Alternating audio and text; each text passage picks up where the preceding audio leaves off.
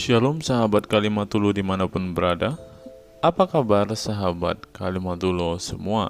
Saya berharap sahabat semua ada dalam keadaan sehat dan selalu di dalam pertolongan Tuhan kita Yesus Kristus. Terus dukung perkembangan channel ini dengan cara like, komen, dan subscribe.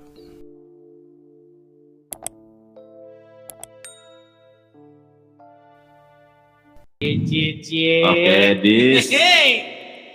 Nandar nih ya. Udah Edis merek nih, topinya. jangan kabur Dis ya.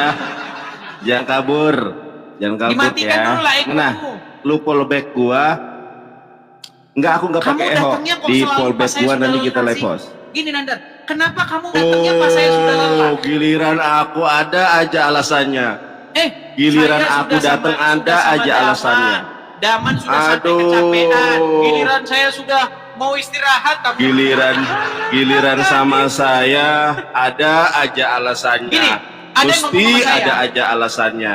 Nandar, ada yang ngomong sama saya gini. Aduh. Ada yang ngomong sama saya gini, Bang, itu Nandar selalu dia datang kalau kamu udah capek katanya. Sengaja dia Loh, melawan saya kamu kalau kamu udah enggak, capek. lu juga katanya. selalu aja ada alasannya. Lu aja selalu ada alasannya coba. Kalau gua ini kan kakuan gua ini bulan suci Ramadan telah berakhir 1 Syawal, gua kan ini dulu, keliling dulu lah. Oke, Gimana? Oh enggak, Nandar, kita diskusi. tadi tahu nggak Daman ngomong apa? Ya gua enggak tahu, gua baru Daman gabung. ngomong gini. Jadi enggak mau diskusi enggak? Ini kita ngobrol, Daman ngomong gini dia. Gimana? Daman, menurutmu Nandar itu ketika dia tidak mengakui Muhammad itu Rob, karena apa? Karena dia itu tidak paham bahasa asli.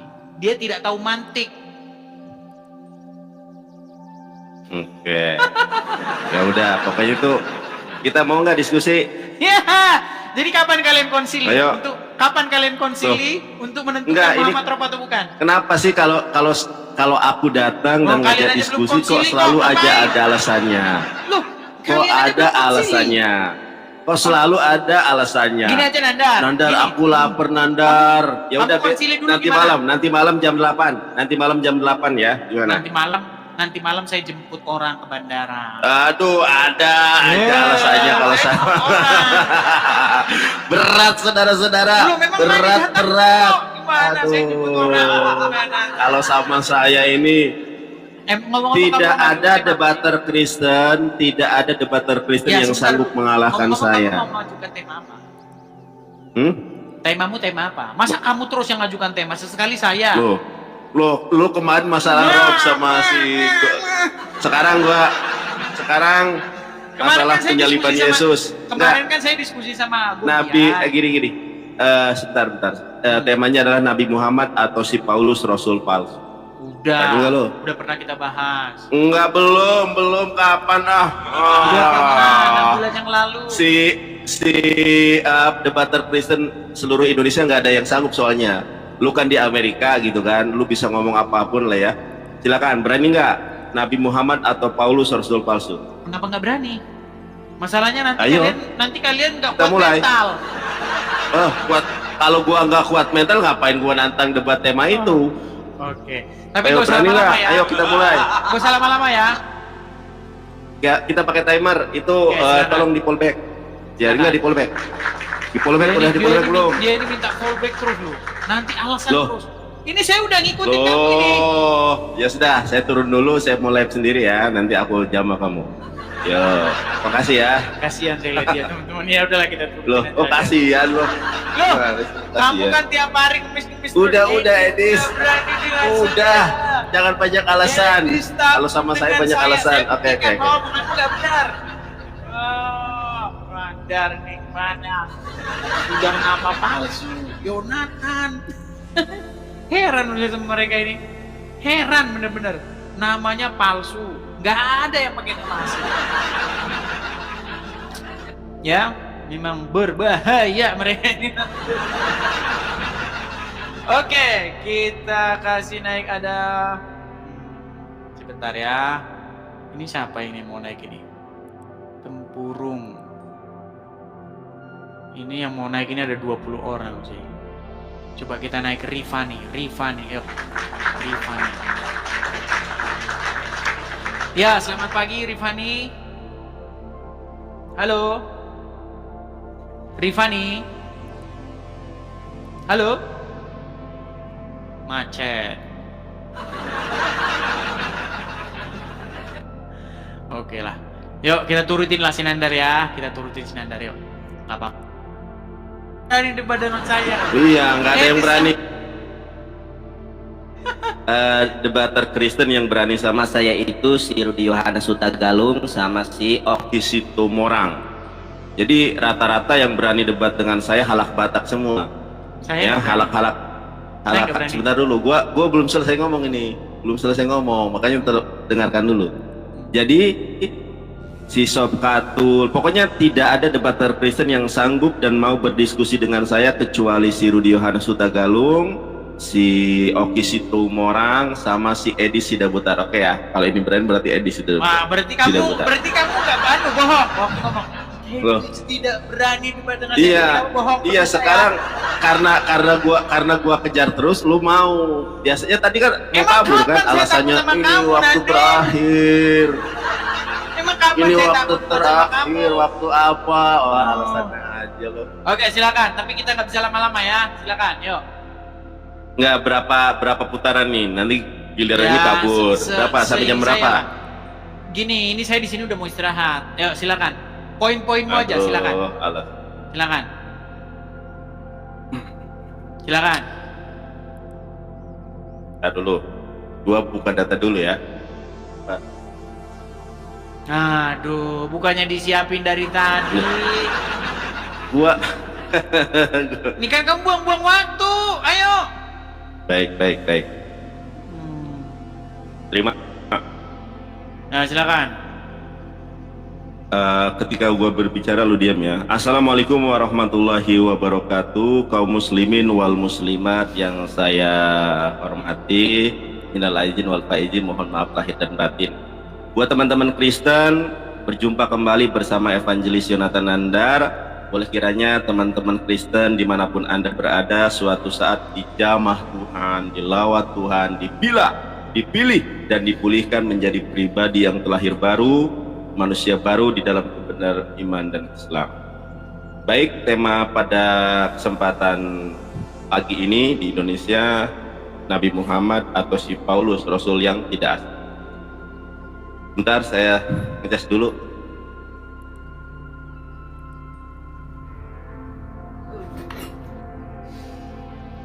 Baik, kalau kita melihat Ulangan 18 ayat 21, jika sekiranya kamu berkata dalam hatimu, bagaimanakah kami mengetahui perkataan yang tidak difirmankan Tuhan? Apabila seorang nabi berkata demi nama Tuhan dan perkataannya itu tidak terjadi dan tidak sampai, maka itulah perkataan yang tidak difirmankan Tuhan. Dengan terlalu berani nabi itu mengatakannya, maka janganlah gentar kepadanya.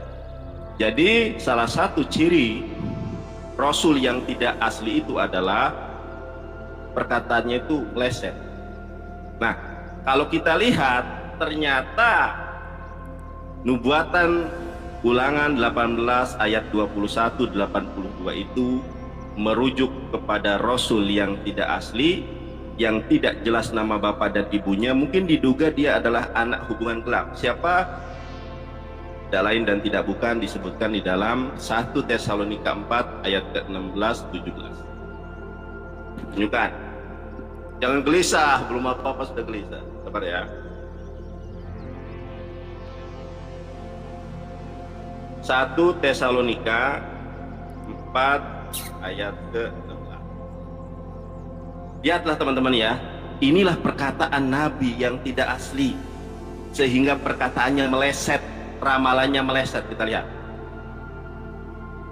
Sebab pada waktu tanda diberi, yaitu pada waktu penghulu malaikat berseru dengan sangkakala Allah berbunyi, maka Tuhan sendiri akan turun dari sorga, dan mereka yang mati dalam Kristus akan lebih dahulu bangkit. 17, ini entry point-nya di sini teman-teman ya.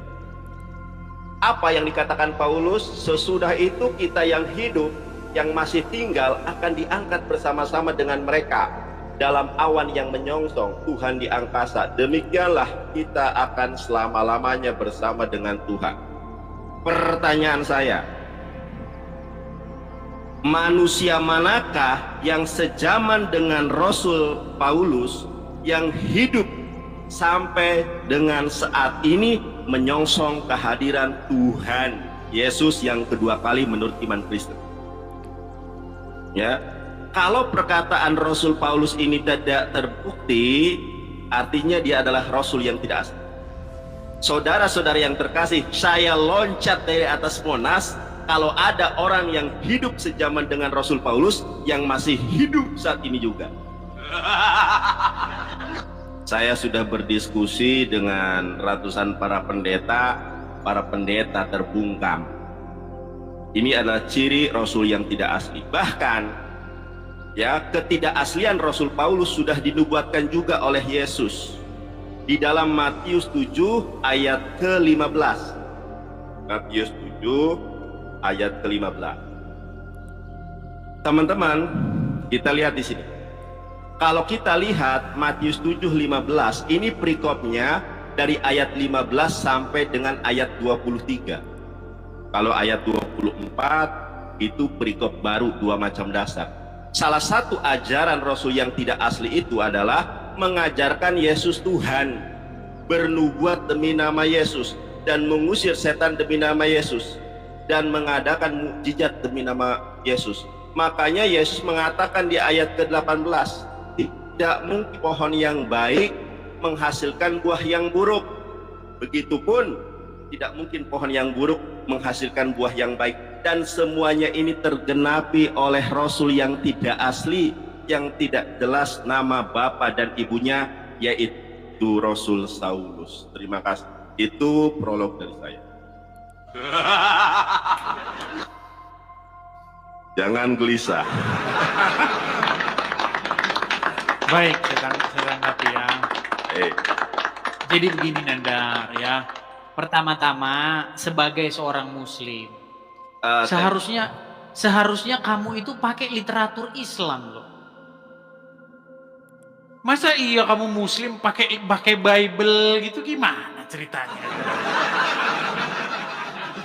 Nandar, kalau kamu baca Al-Quran, baca hadis gitu ya, atau baca kitab-kitab ulama gitu, ada nggak sih Al-Quran maupun hadis menyebut-nyebut Paulus, menyalah-nyalahkan Paulus, mengatakan Paulus rasul palsu? Ini kok orang Islam sekarang ini udah nggak percaya sama Muhammad sama Allah lagi loh. Kemudian yang kedua Nandar, di dalam kitab Ulangan pasal yang ke-18 itu kan berbicara mengenai seseorang yang berbicara demi namaku. Artinya dia bawa-bawa namaku. Nah, kata Tuhan di situ huruf besar semua itu. Ya. YHWH. Jadi nabi itu ciri-cirinya dia berbicara atas nama YHWH. Makanya ketika Musa berfirman, Tuhan, beginilah firman Tuhan. Kata Tuhan di situ huruf besar semua. Beginilah firman dari Yahweh. Nabi-nabi juga berbicara begitu. Cuman Muhammad yang berbicara bukan atas namanya.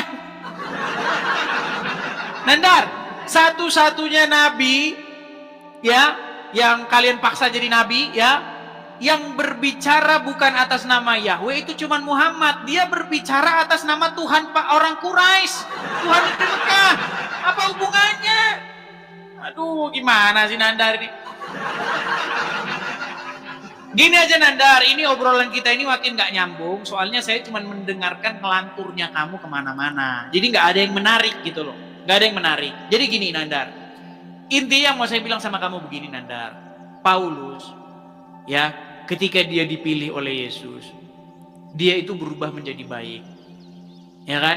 Paulus tidak pernah menikahi anak di bawah umur. Sedangkan Muhammad, malu saya menceritakannya. Paulus, apakah pernah dia mengangkat-ngangkat pedang, membawa pasukannya untuk menjara dan merampok? Mukamu di mana? Tidak pernah. Ya kan? Betul nggak? Pernahkah Paulus mengoleksi banyak istri ketika dia udah bertobat? Muhammad? Nandar. Sudahlah Nandar. Gini Nandar, setiap nabi palsu, apapun lah, mau nabi palsu, mau dukun palsu, mau apa, mau pejabat KPK palsu, mau wartawan palsu, ada motif di baliknya, yaitu keuntungan. Entah itu uang, entah itu harta, tahta wanita, nggak jauh-jauh dari situ. Coba dukun palsu apa? Motivasinya supaya biar dapat duit, itu dukun palsu. Atau apa? Supaya dia bisa menggagahi wanita, itu dukun palsu. Makanya kalau ada dukun palsu, bukalah bajumu, masuklah ke kamar. Nah itu dukun palsu itu. Sekarang saya tanya sama kamu Nandar, apa motivasinya Paulus jadi rasul palsu? Coba kamu jelaskan dulu. Modus dia apa? Adakah dia supaya dia jadi kaya raya? Adakah dia menumpuk hartanya? Malahan dia menjadi orang susah. Ketika dia jadi rasul, ketika dia jadi pengikut Yesus, malah beberapa kali dia dipenjara, berapa kali dia dianiaya orang. Adakah dia ngumpulin koleksi istri banyak? Kagak. Adakah dia ngoleksi banyak harta-harta untuk kekayaan dia?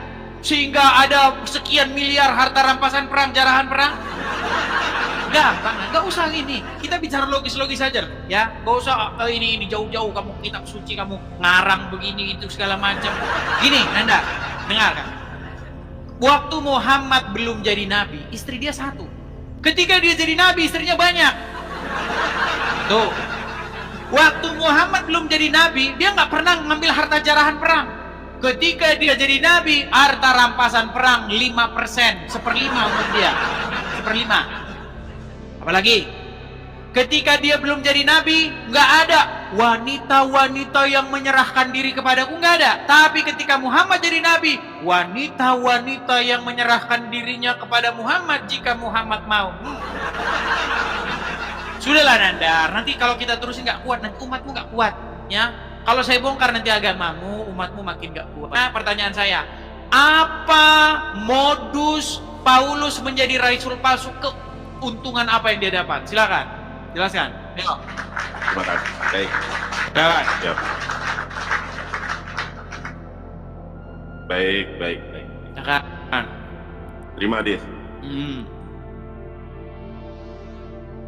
Motif Rasul Paulus, kenapa dia menjadi Rasul yang tidak asli, Nabi yang tidak asli adalah untuk memperkaya diri sendiri.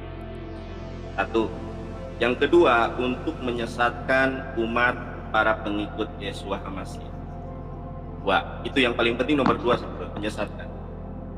Dan Yeshua HaMashiach, saudara-saudari yang terkasih, kalau kita lihat di dalam Matius 7 ayat 18 mengatakan, pohon yang baik tidak mungkin menghasilkan buah yang buruk, dan pohon yang buruk tidak mungkin menghasilkan buah yang baik. Track record Paulus ini, teman-teman, ada seorang pengikut Yesus atau Yeshua HaMashiach yang sangat tragis yang namanya Stefanus. Kalau kita melihat di dalam Alkitab atau Bible, Stefanus ini adalah orang yang saleh. Makanya Stefanus ini seringkali dijadikan nama seorang anak-anak di kalangan orang Kristen. Makanya ada Stephen Indrawibowo, ada Stephen Brookman, ada Stephen Donahan, ada Stephen. Itu kenapa? Itu adalah salah satu murid Yeshua HaMashiach yang martir karena difitnah oleh Rasul Paulus. Bisa dilihat di dalam Kisah Para Rasul 9 ayat ke-1. Ini saya tunjukkan. Jadi di dalam Kisah Para Rasul 9 ayat ke-1, teman-teman, maka Rasul Paulus ini memang pohonnya tidak baik. Kita lihat, ya. Ini Saulus. Sementara itu berkobar-kobar hati Saulus untuk mengancam dan mengisyaratkan murid-murid Tuhan. Dia menghadap imam besar. Nah, ketika dia sebelum bertobat, maka dia berbuat onar sampai banyak gara-gara ulah Rasul Paulus. Ketika dia sudah bertobat, teman-teman, kita lihat nih ya. ternyata Rasul Paulus memperkaya diri sendiri. Jadi benar kata Edis, salah satu ciri Rasul yang tidak asli adalah memperkaya diri sendiri. Makanya sikap Paulus ini ditiru oleh para pendeta dengan kolekte, perpuluhan, persembahan kasih. Contoh seperti Edis, teman-teman yang mendukung rumah apologet, silakan dibeli, itu selebihnya itu dimakan oleh Edis. Nah, coba kita lihat teman-teman ya, 2 Korintus 11 ayat 8, apa yang dikatakan oleh Rasul Paulus? Jemaat-jemaat lain telah kurampok. Bener kata Edis, ternyata Rasul Paulus itu untuk memperkaya dirinya sendiri. Tingkah Rasul Paulus ini sama seperti yang Yesus katakan, pohon yang baik tidak mungkin menghasilkan buah yang baik, pohon yang buruk tidak mungkin menghasilkan buah yang baik, pohon yang baik tidak mungkin menghasilkan buah yang buruk. Rasul Paulus pohonnya buruk, makanya buahnya juga buruk. Setelah bertobat, bukannya selesai, malah merampok para jemaat dengan tunjangan, perpuluhan dan lain sebagainya. Saudara, berat.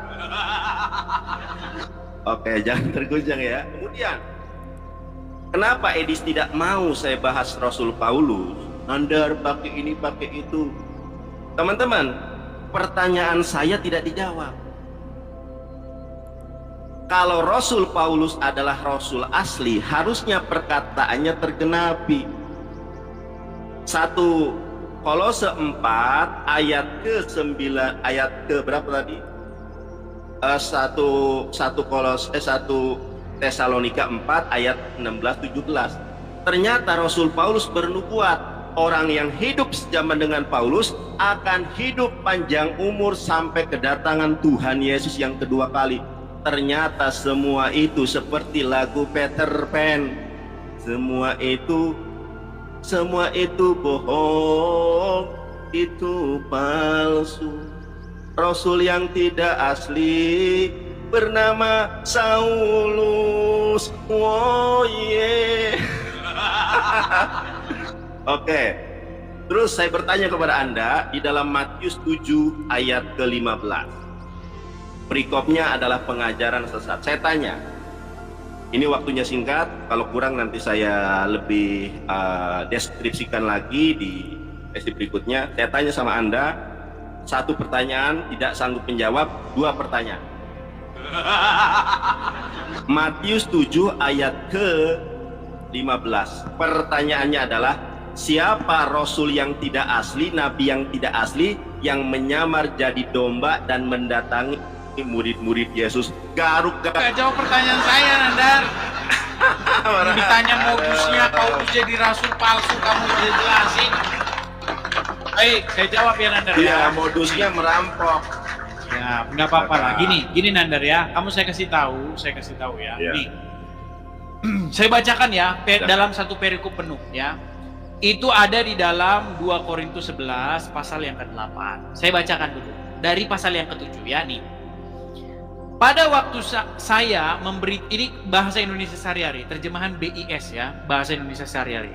Pada waktu saya memberitakan kabar baik dari Allah kepada kamu, saya tidak meminta kalian membiayai saya sedikit pun. Ini Paulus berbicara kepada sebuah jemaat. Oke? Saya bacakan, saya lanjutkan. Sedikit pun.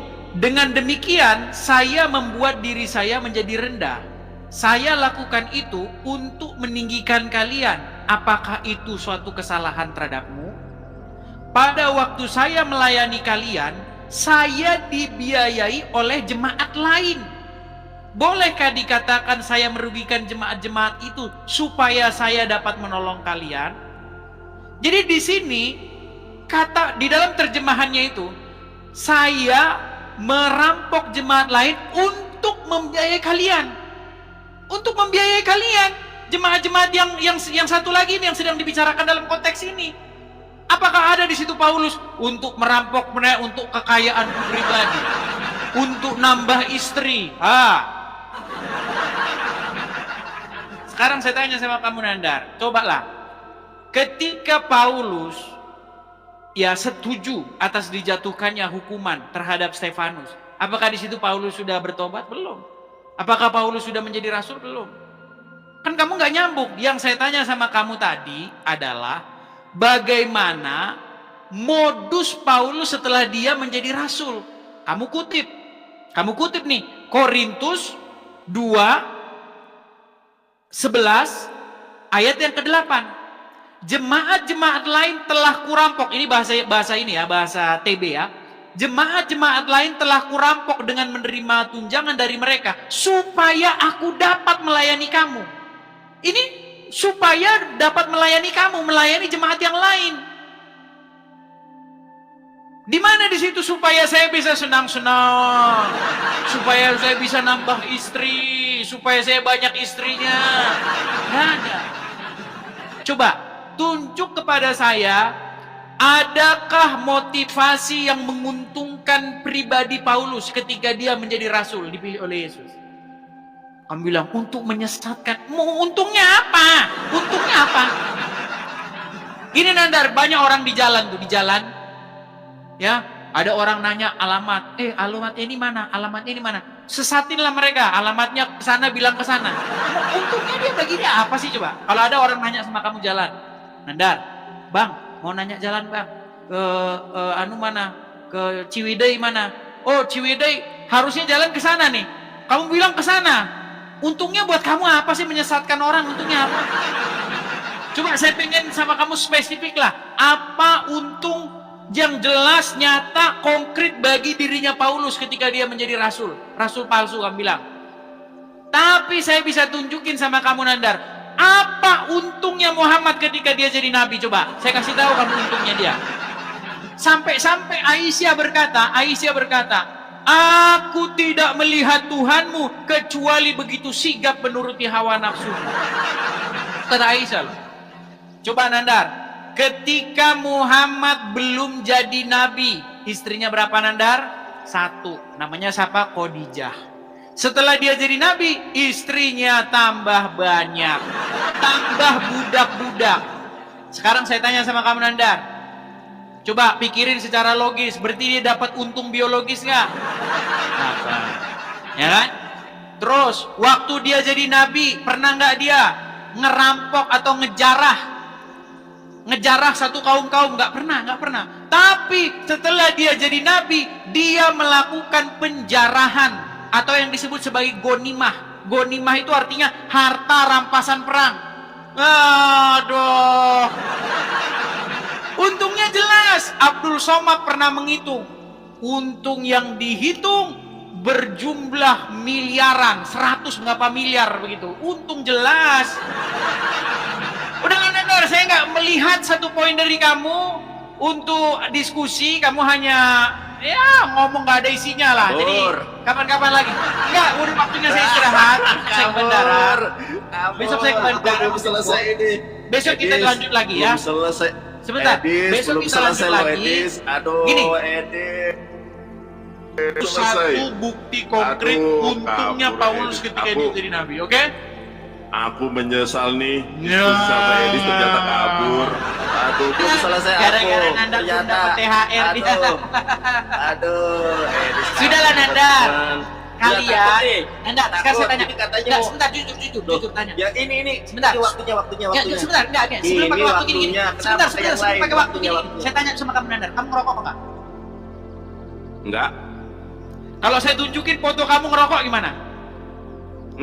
Ya saya nggak ngerokok, udah nggak ngerokok saya. Kemarin kamu ngerokok nggak? Ya dulu. Berapa? Enggak, belum lama ini saya lihat kamu ngerokok, bener nggak? Iya, ini. Oke, sekarang saya tanya, sudah ngerokok, ada nggak uang dari koin-koin atau donasi atau sumbangan dari muslim untuk beli rokokmu? Ada nggak? Nggak ada. Ya. Oke, baik. Kita mulai waktunya. Koinnya buat beli rokok, saudara-saudara. Kita mulai waktunya. Beli rokok Nanda. Kita Lolo kabur dia. Oke ya. Awas. Sudah selesai ya. Ayo. Selesai, aku belum selesai kok. Koinmu tuh beli rokok sama kamu. Saudara-saudara, berat. Giliran aku ngomong. Oke ya. Kabur. Oke Nandar, sampai langsung Rasul ketemu Paulus lagi. adalah Rasul tidak asli. Kabur apanya? Kabur dari mana? Teman-teman, saya mau istirahat karena besok nanti ini Sebenarnya kalau di sini beda waktu ya. Ini sekitar berapa jam lagi saya harus ke bandara untuk jemput. Jadi teman-teman harap maklum, kita istirahat dulu. Teman-teman sekalian ya, begini teman-teman. Pertama-tama, ketika kalian menggalang sebuah dana, kalian itu harus punya sesuatu yang jelas gitu. Karena memang banyak teman-teman. Modus-modus ini banyak teman-teman. Saya kasih tahu teman-teman ya. Seandainya orang Kristen itu boleh berapologet dari negeri Konoha, teman-teman. Seandainya orang Kristen boleh berapologet dari rumahnya sendiri, nggak perlu ada galang-galang dana, nggak perlu. Malahan enak teman-teman kalau di Indonesia. Kalau saya di Indonesia, teman-teman, seandainya saya bisa berapologet dari Indonesia, saya tidur nggak bayar kontrakan. Coba, saya bisa berapologet sesuai dengan jam waktu kalian. Nggak harus, kita beda jam loh. Coba, saya nggak perlu mikirin ini listrik, ini segala macam, bayar ini, bayar begitu, biaya mahal. Nggak perlu. Saya nggak perlu harus meninggalkan pekerjaan saya. Saya nggak perlu harus jadi, bisa dibilang jadi susah gitulah. Nggak perlu. Sekarang saya tanya teman-teman, apa anunya orang-orang muslim? Adakah dia mengalami apa yang saya alami?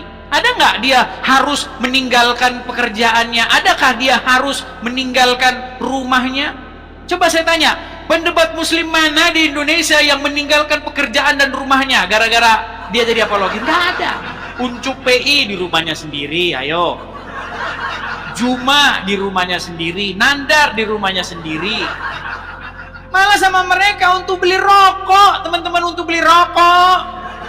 Saya tahu itu, Yusuf PI ngerokok, Dandar ngerokok, Rashid apalagi sambil ngerokok, Daman ngerokok, Sugi Tolologi rokoknya tebel itu, buat beli Samsu terus sama dia. Handi Celebes juga ngerokok, semua itu. Pendebat-pendebat muslim itu setahu saya semua ngerokok semua itu, kecanduan nikotin semua itu. Jadi kalian itu ngasih mereka sumbangan sama mereka untuk beli rokok. Gitu loh. Saya, teman-teman, semenjak saya bertobat, saya meninggalkan, dulu saya merokok. Dari zaman SMA saya merokok. Udah 13 tahun saya berhenti merokok. Nggak merokok saya. Gitu loh. Jadi teman-teman, kalian harus punya hikmat ya. Kalian harus punya hikmat. Ketika kalian menonton, ketika kalian melihat ada diskusi-diskusi begini, ada alasan nggak dia itu? Alasannya apa gitu loh dia itu? Coba, ya kan? Alasan mendasarnya apa? Kalau dia ada rumah ngapain sih? Nah, saya meninggalkan loh, saya tinggalkan rumah saya itu, saya tinggalkan kerjaan saya tinggalkan. Jadi saya ada alasannya gitu loh. Masa maksudmu saya berapa roket dari bawah kolong jembatan gitu? Jadi kalian punya hikmat masing-masing ya, teman-teman, kalian punya hikmat. Jangan kalian itu mau dikadalin sama, walaupun orang-orang apologet, jangan bisa dikadalin. Punya hikmat yang daripada Tuhan, gitu loh. Yang mana yang kalian itu tahu, yang mau kalian support, gitu loh. Jangan asal-asalan juga, gitu. Karena ada juga yang apologet Kristen juga ngerokok. Ada juga, teman-teman.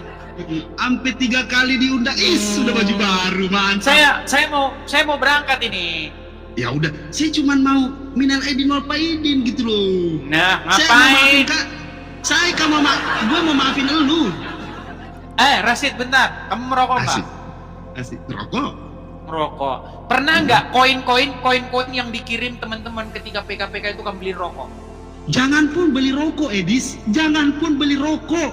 Soundcard. Ini nih, Herman Kardon, lu tahu harganya berapa? 6 juta, Edis. Ini. Iya, tapi beli rokok juga ya.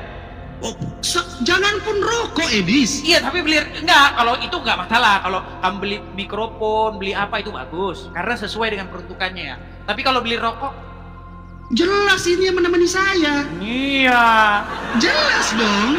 Iya, makanya gini, Beli. Sedangkan rokok itu kencing setan, betul nggak? Menurut hadis Kenapa? rokok itu kencing setan, tembakau itu Di mana? kencing Di setan. mana ayatnya? Asik. Pantesan nggak masih Asik, orang asik, Islam. asik nih. Gue demen nih. Anjay. Ayo. Gimana? Tembakau menurut kitab hadis itu berasal dari kencing setan.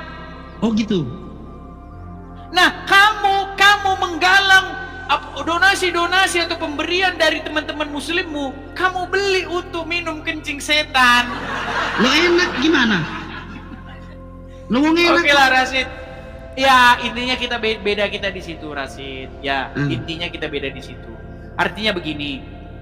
Banyak orang, kita bicara jujur-jujuran ya. Dakwah lebaran nih. Banyak orang menjadikan acara diskusi lintas agama ini menjadi ajang bagi mereka untuk mengumpulkan cuan. Kamu yakin Lu itu jangan ngomongin diri sendiri. Lu betul nggak? Untuk kepentingan pribadi, betul nggak? Lu kenapa ngomongin diri sendiri, Dis? Nah, sekarang saya tanya.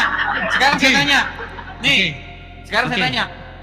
Kalau ada seorang muslim, misalnya ada seorang muslim, dia punya rumah, dia punya pekerjaan bagus, dia tinggalkan rumah sama pekerjaannya itu gara-gara dia dipersekusi, didatangi ormas, mau dibunuh, pergi dia gara-gara dia mendakwahkan Islam. Terus dia sekarang ada di negeri orang, dia nggak punya tempat tinggal, dia nggak punya pekerjaan. Menurut kamu wajar nggak orang bantu dia supaya dia ada tempat, supaya dia ada ini? Iya, wajar. Menurut kamu wajar nggak? Iya. Lu lagi nangis kamu. Lu lagi ngomongin diri lu sendiri. Justru yang tidak wajar itu adalah nih, saya kasih tahu yang tidak wajar. Sudah punya rumah, ya kan? Sudah punya pekerjaan, ya kan? Tidak harus ngontrak. Sekarang kalian ngumpulin koin untuk beli rokok. Untuk beli headset harga seharga mobil Avanza. Gak ada headset, gua nggak pakai headset gua. Enggak, si Juma. Kenapa? Si Juma itu headsetnya seharga mobil Avanza. Kamu tahu nggak? Buset. Gua mau kasih tahu. Sebentar, gua mau rinciin kerjaan dia apa. Pertama, headsetnya si Juma itu seharga mobil Avanza. Kamu tahu dia ngomong sendiri. Dis, ya sebentar. Ini headset saya ini seharga mobil Avanza. Benar. Lu tahu. Bang Zuma itu sekali dia baca Al-Quran, tuh enggak kamu apa? Paus singa berterbangan. Dengerin. Saya kasih tahu sama kalian orang-orang muslim. Enggak, saya sebentar kasih tahu dong, sama gantian dong. Kalian Bang Zuma itu gini. Supportlah orang yang memang perlu peruntukannya jelas gitu. Sama kayak begitu juga. Saya bilang jujur aja. Banyak dengar ini kita bicara jujur-jujuran ya, biar jemaat itu biar tahu. Banyak pendeta-pendeta, ya kan? Banyak ini pendeta-pendeta. Jam tangannya harganya 500 juta. Berapa aja pendeta itu? Ustadz, dengar. Ustadz, ya kan, mobilnya Alphard. Ya kan? Terus motornya motor Harley. Tapi gue baru pelajari kata-kata lu. Itu yang disebut memperkaya diri. Iya. Gue baru pelajari kata-kata lu. Lu pintar. Jadi selama ini lu nggak pernah ganti topi lu nggak pernah ganti kacamata lu. Kenapa diganti buat apa? Senyum lu, dis, buat awas lu. apa diganti-ganti Nih buat kalau apa? lu ketawa aja. Diganti biar ngapa? Ketawa lu, dis. Kenapa kau lari? Kenapa kau lari? Saya jadi Ketawa lu, dis. kan? Kenapa kau Ketawa lu, lari? dis. Oke lah. Ya Allah, dis. Kalian ngobrol. Jadi saya jadi kenapa kalau ini sebenarnya begitu cara lu, dis. selesai. Ini katanya mau ke Kita lanjut bandara. besok. Kenapa? kalian diomongin untuk beli rokok, kok kalian panik sih? Jadi Bang Nandar, More dengerin More. Jadi setelah gua, nih coba direkam ya. Oke Setelah lah, gua intinya pahami, segitu ya. sebentar Edis. Setelah gua pahami penjelasan lu, gue simpati kayak, ternyata Edis ini kita lihat seperti ini ternyata ada kecerdasan di balik ini. dengan topimu yang itu aja, kacamata perempuannya lu pakai, ya kan? Lihat itu mukanya. Nah, terus bajunya yang itu aja. Sebentar. Terus bajunya yang semi gembel kayak kurang mandi, terus ternyata lu Edis jadi di depan kamera lu sengaja kelihatan. Udahlah, Edis, sejak kapan kami menang kalau kita PK? Sejak kapan Muslim menang kalau kita PK? Uang itu kemana semua, Edis? Luar biasa dah. Emang saya harus lapor sama kamu. Pintar sekali marketing Emang saya Edis. lapor sama kamu. Pintar sekali marketing Edis. Udah ya. Edis, gini. Makasih. Oke lah, karena mereka libur kita turunkan. Ya. Saya nyalain di nomor ID nih. Saya mau mendidik. Ini teman-teman. Saya mau didik ya para jemaat-jemaat ya, gini teman-teman. Saya itu teman-teman, dulu waktu saya belum muncul ke permukaan ya teman-teman ya. Saya itu memberikan hamba-hamba Tuhan ya, bisa saya katakan rutin. Saya memberikan perpuluhan kepada hamba-hamba Tuhan. Ya.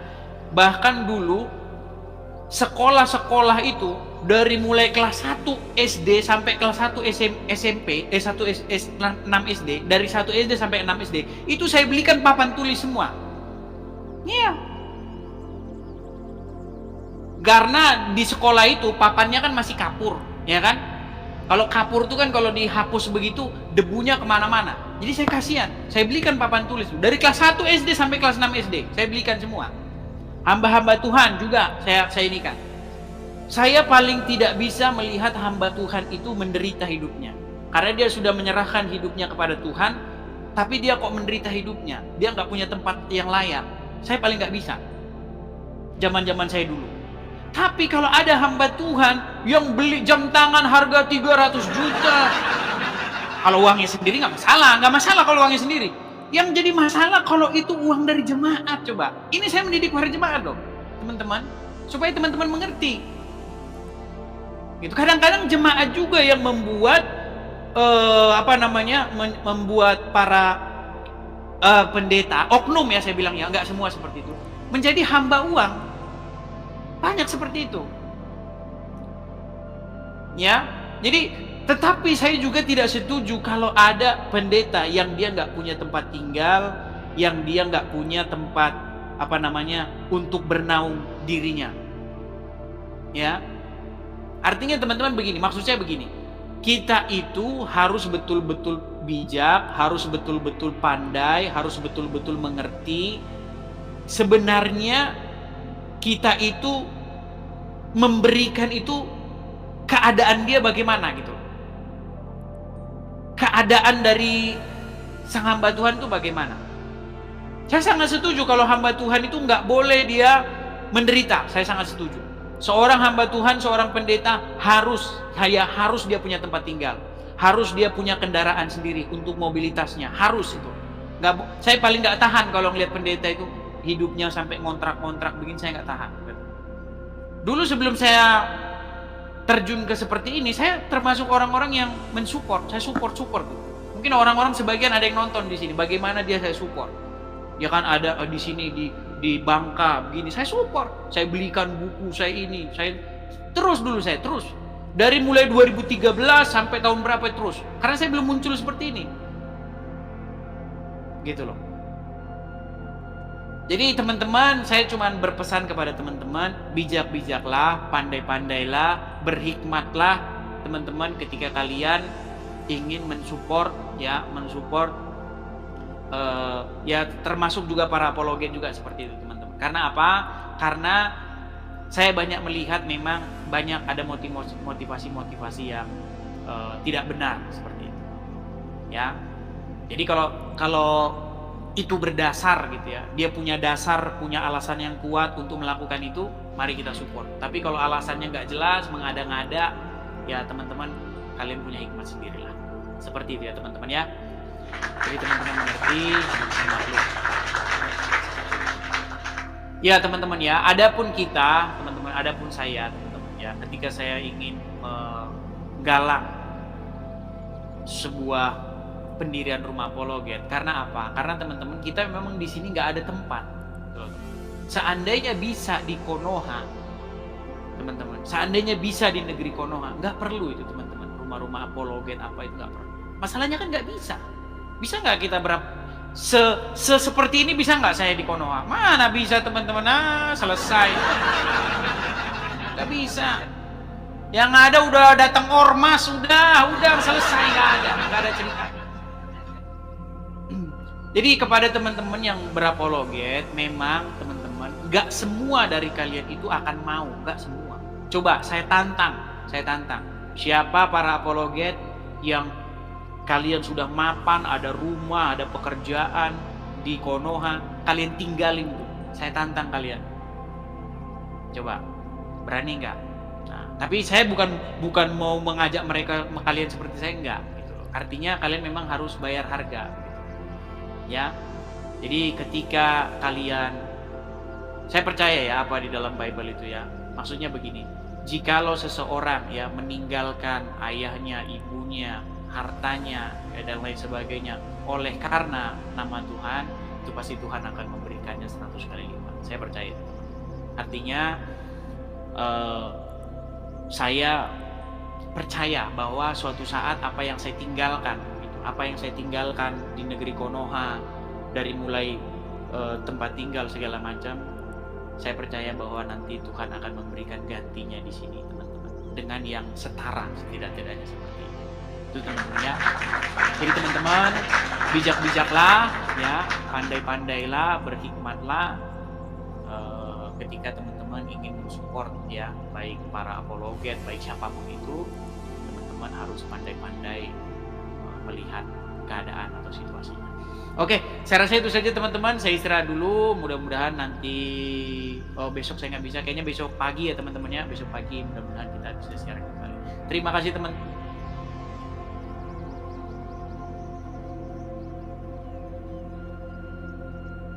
Mari kita simak apa yang diungkapkan oleh Profesor dan cendekiawan Muslim yang satu ini.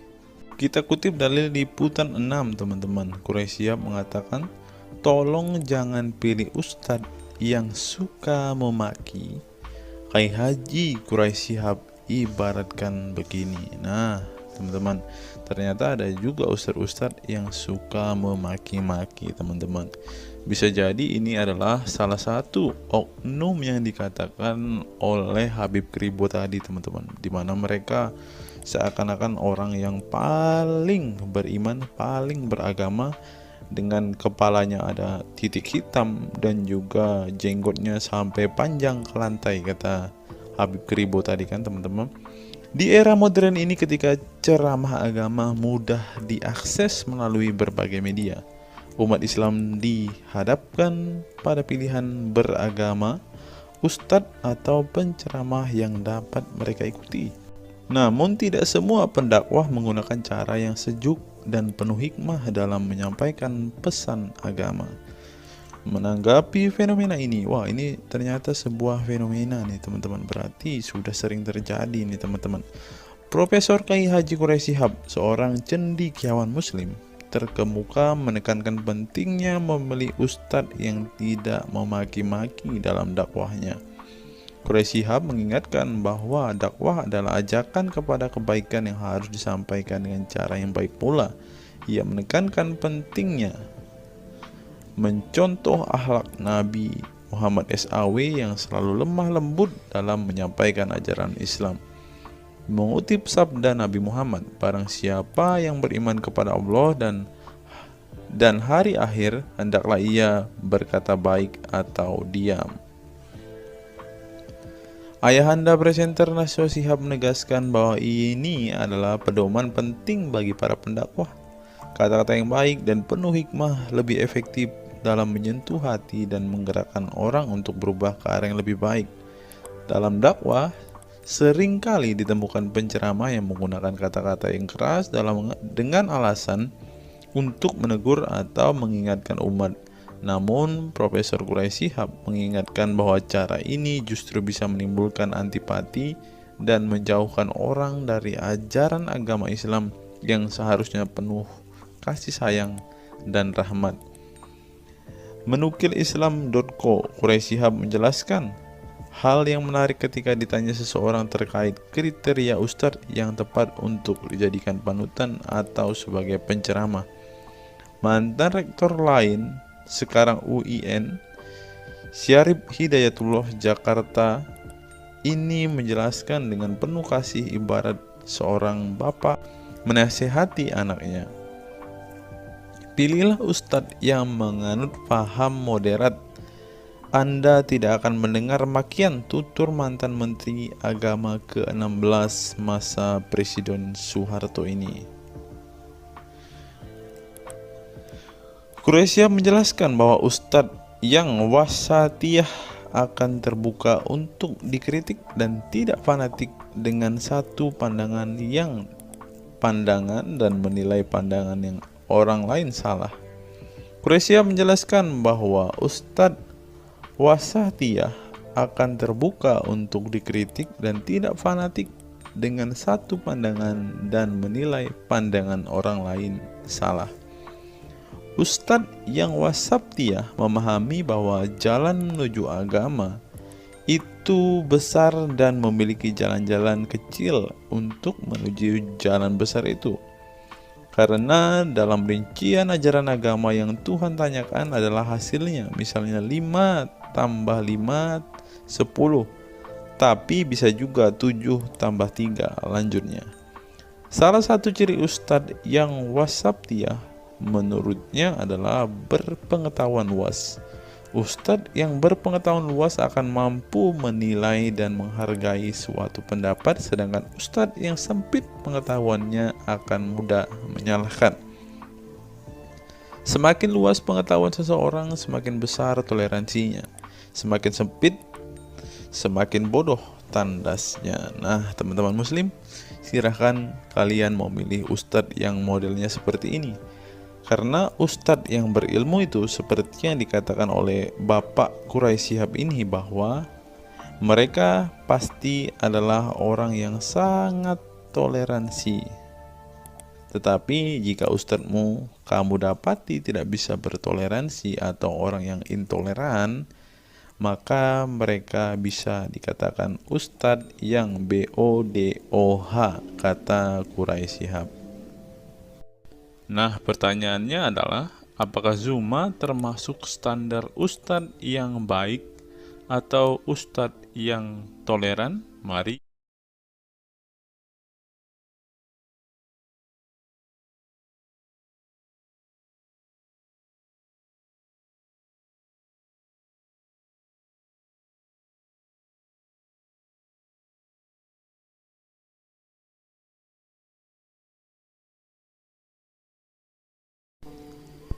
Google, mengapa Rasulullah disebut sebagai nabi penutup?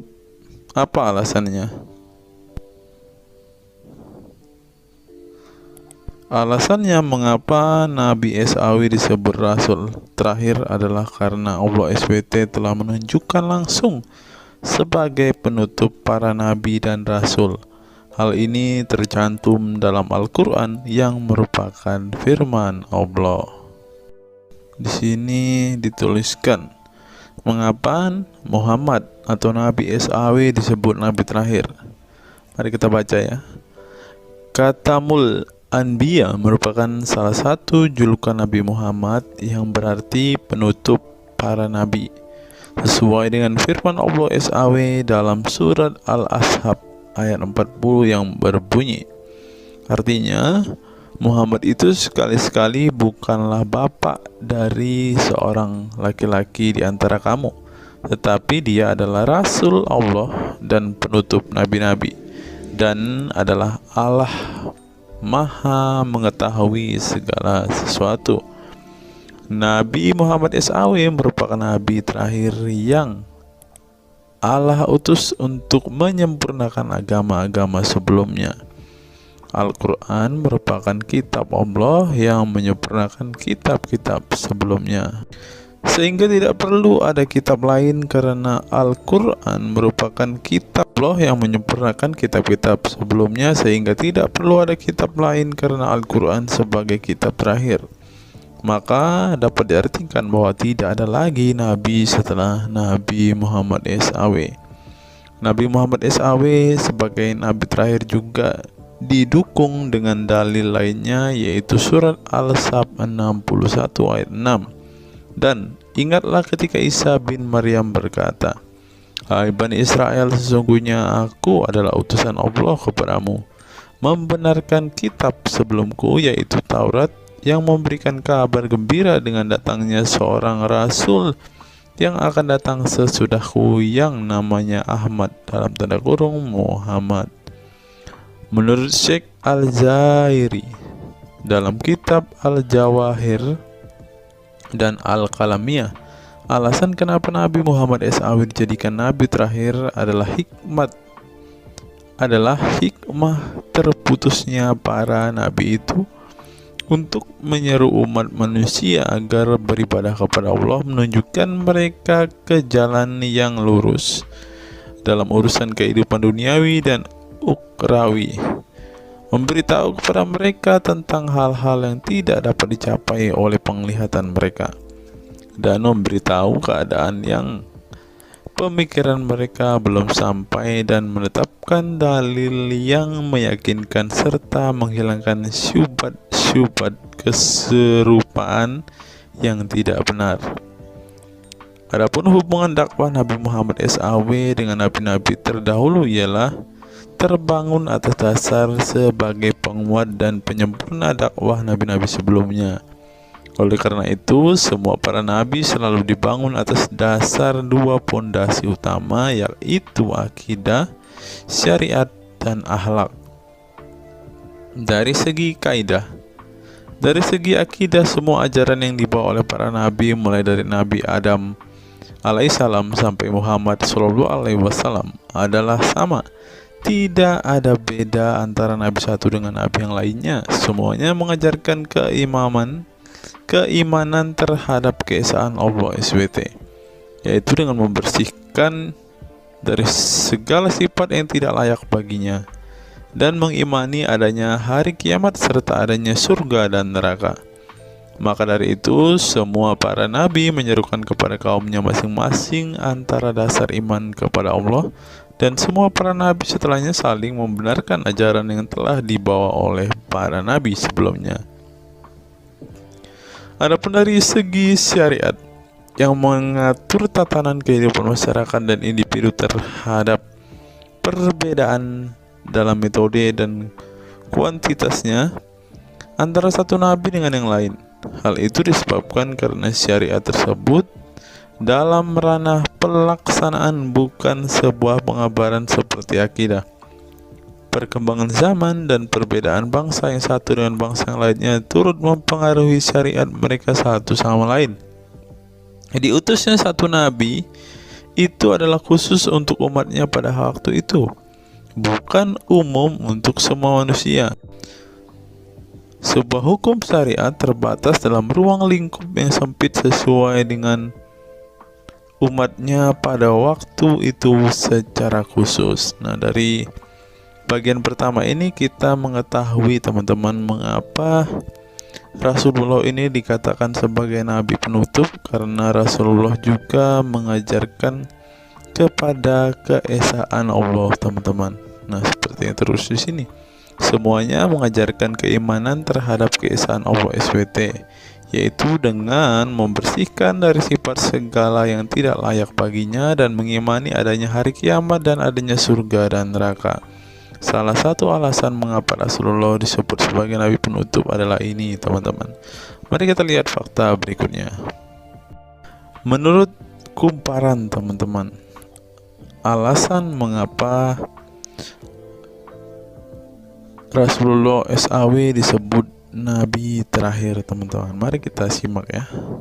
Saya berharap teman-teman tidak bosan mendengar setiap fakta-fakta yang kita bukakan ini, karena dengan melihat fakta-fakta ini setidaknya kita belajar, teman-teman, dan dapat memaklumi mengapa sih saudara-saudara muslim kita itu sangat-sangat menjunjung tinggi Rasulullah, teman-teman. Mari kita simak.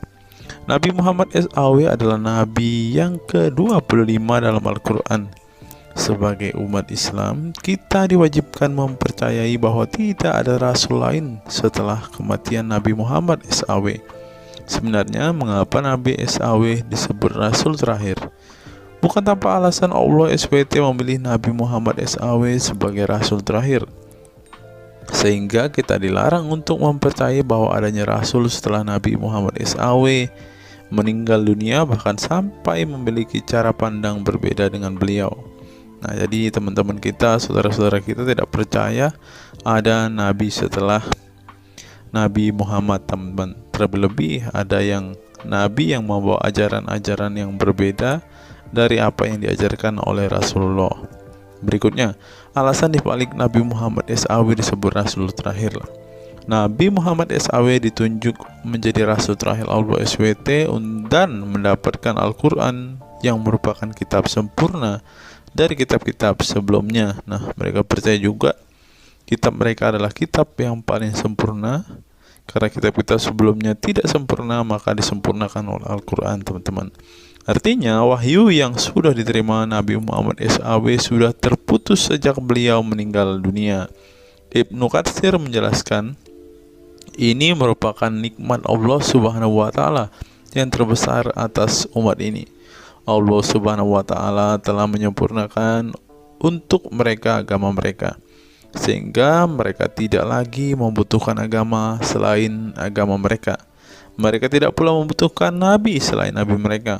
Oleh karena itu, Allah Subhanahu wa Ta'ala menjadikannya sebagai penutup para nabi. Allah Subhanahu wa Ta'ala mengutus beliau kepada manusia dan kepada jin. Nah, jadi teman-teman, Rasulullah juga bukan hanya dikirim kepada umat muslim, kepada manusia-manusia yang percaya dan memutuskan untuk memeluk agama Islam saat ini, ternyata juga kepada para jin, teman-teman. Allah Subhanahu wa Ta'ala berfirman, artinya Muhammad itu sekali-kali bukanlah bapak dari seorang laki-laki di antara kamu, tetapi dia adalah Rasulullah dan penutup nabi-nabi, dan adalah Allah Maha mengetahui segala sesuatu.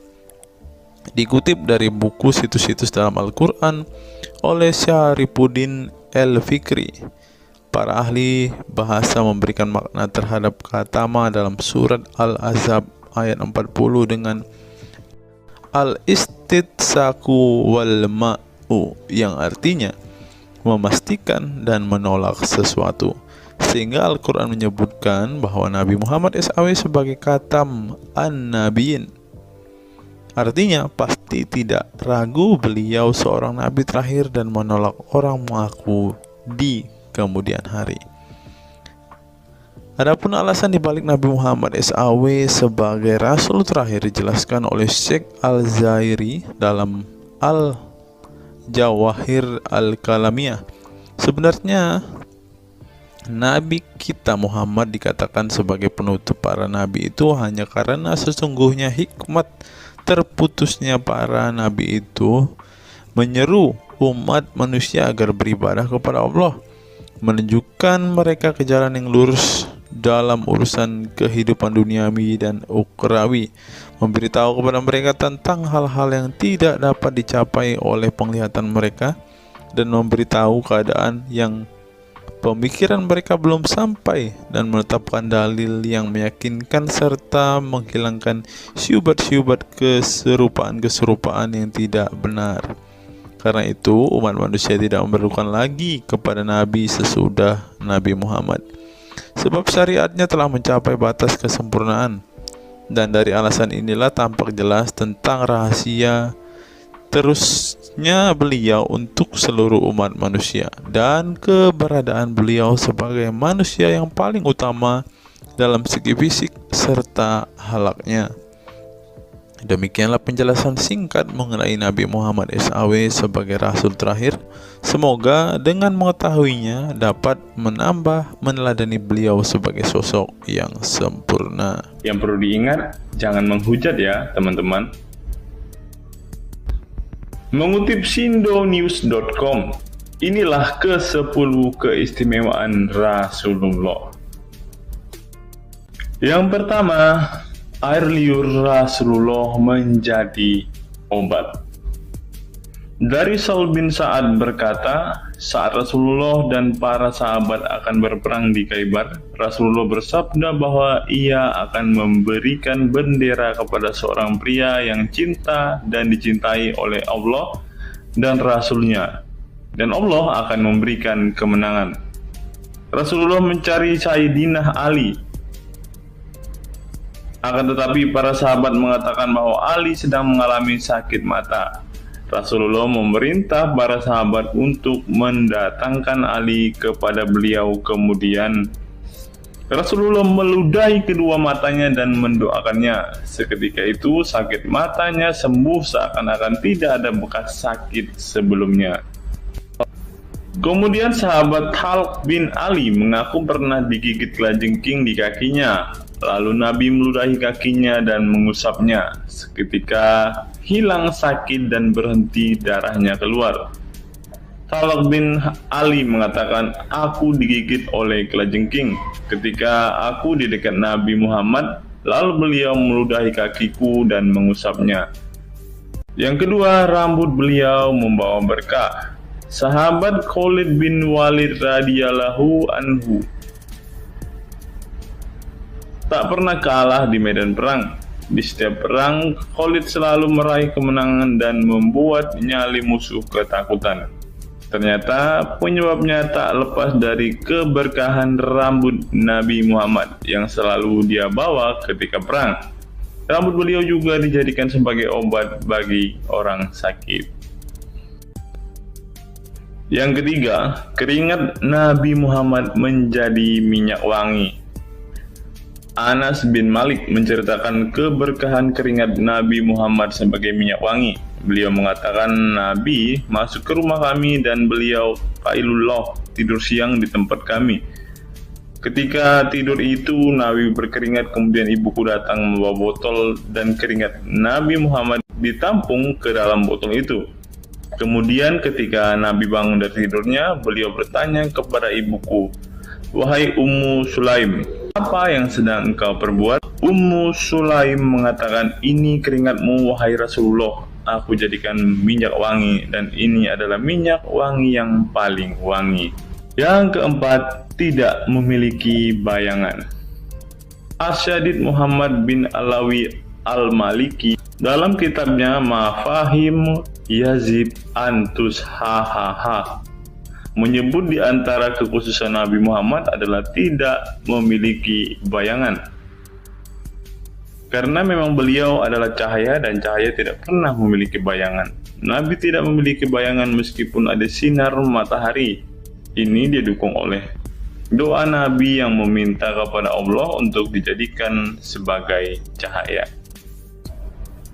Hal ini disebutkan oleh Imam Muslim dalam hadis yang menjelaskan tentang bacaan Nabi dalam doa sujudnya. Ya Allah, jadikanlah di dalam hatiku cahaya, di pendengaranku cahaya, dalam penglihatanku cahaya, di sebelah kananku cahaya, di sebelah kiriku juga cahaya, di depanku cahaya, dan di belakangku cahaya, serta di atasku cahaya, juga di bawahku cahaya, dan jadikanlah untukku cahaya. Dalam riwayat lain juga disebutkan, jadikanlah aku cahaya. Yang kelima, tidak pernah menguap. Dalam kitab Al-Qashais Al-Kubra, Imam Asyuyuti menyebutkan riwayat Nabi Muhammad yang sepanjang hayat tidak pernah menguap. Ditakris oleh Imam Al-Bukhari dalam kitabnya Al-Tariq dan juga Ibnu Abi Saibah dalam Musannafnya, dan dari Isa Ibnu Sa'ad dari Yazid bin Al-Asham, beliau berkata bahwa Nabi Muhammad tidak pernah menguap sama sekali. Yang keenam, hati beliau tidak pernah tidur. Keistimewaan lainnya adalah kedua mata beliau tertidur, namun tidak demikian dengan hati beliau. Suatu waktu Nabi Muhammad pernah ditanya oleh istrinya Sayyidah Aisyah tentang tidurnya selepas sholat witir. Wahai Rasulullah, apakah engkau tidur setelah sholat witir? Beliau menjawab, betul Aisyah, sesungguhnya mataku tertidur dan tetapi hatiku tidak pernah tidur. Ini sejalan dengan apa yang disebutkan beliau bahwa para nabi tidaklah tidur kecuali hanya mata mereka saja yang terpejam. Hati mereka tidak pernah tidur dari berzikir kepada Allah Ta'ala. Dan begitu juga para nabi tidur hanya matanya saja, sedangkan hatinya tidak pernah tidur. Yang ketujuh, jubah beliau sembuhkan orang sakit. Asma bintu Abu Bakar radhiyallahu anhu bertaburuk dengan jubah Nabi. Dari Abdullah bin Kaisan berkata, diperlihatkan kepadaku sebuah jubah tayalisah dari Kisra dan kerahnya berbahan dibaj. Juga kedua sisinya dijahit dengan dibaj. Asma berkata kepada budaknya, "Wahai Abdullah, jubah ini dahulu ada pada Aisyah hingga ia wafat. Setelah Aisyah wafat, aku pun mengambilnya. Dulu Rasulullah sering memakai jubah ini. Kami pun biasa mencuci jubah ini dengan air untuk menyembuhkan orang yang sakit." Kedelapan, darah bekam Nabi diminum sahabat. Darah Rasulullah benar-benar barokah. Sahabat Abdullah bin Zubair radhiyallahu anhu pernah meminum darah Nabi. Diceritakan Abdullah datang kepada Rasulullah ketika beliau sedang berbekam. Setelah Rasulullah selesai, maka beliau memberikan darah berbekam itu sambil berkata, "Pergilah dan sembunyikan darah ini dari manusia." Maka aku pergi dan meminum darah itu. Selepas itu aku mendatangi Rasulullah kembali. Lalu Rasulullah bertanya, "Apa yang kamu lakukan?" Abdullah menjawab, "Aku sudah sembunyikan darah itu di tempat yang tidak boleh dilihat oleh manusia." Baginda Nabi berkata lagi, "Jangan-jangan kamu telah meminumnya?" Beliau menjawab, "Ya, aku telah meminumnya, wahai Rasulullah." Setelah meminum darah itu, Nabi Muhammad berkata kepada Abdullah, "Sungguh engkau telah menjaga dirimu dari api neraka." Yang kesembilan, tidak pernah ihtilam atau dalam tanda kurung mimpi basah. Ihtilam adalah keluarnya air mani karena sebab mimpi atau fantasi. Di Indonesia sering disebut dengan mimpi basah. Dan itu tidak pernah terjadi pada Nabi Muhammad. Dalam kitab hadis Al-Mu'jam Al-Kabir, Imam At-Tabarani mengeluarkan sebuah riwayat dari Ibnu Abbas bahwasannya Nabi Muhammad tidak pernah ihtilam atau mimpi basah. Yang ke-10 yang terakhir, teman-teman, dapat melihat dan mendengarkan ringkihan langit. Dari sahabat Abu Jar, Nabi Muhammad bersabda, "Sesungguhnya aku melihat apa yang kalian tidak lihat, dan aku mendengar apa yang kalian tidak dengar, ringkihan langit. Dan memang pantas langit bersuara ringkih, karena di setiap jarak 4 jari di langit ada malaikat yang menaruh keningnya dan sujud kepada Allah. Demi Allah, seandainya kalian mengetahui apa yang aku ketahui, kalian akan sedikit tertawa dan banyak menangis." Keistimewaan lain dari Nabi Muhammad disebutkan ketika beliau buang air tidak ada bekasnya sama sekali. Dalam kata lain, semua kotoran beliau ditelan bumi, tak sedikit pun yang tertinggal. Beliau juga mampu melihat ke belakang dengan jelas sebagaimana beliau melihat ke depan. Itulah ke-10 keistimewaan Nabi Muhammad yang juga menjadi bukti kenabian beliau. Rasulullah adalah manusia sebagaimana umatnya, akan tetapi Allah menjadikan beliau sebagai manusia yang tidak seperti manusia pada umumnya.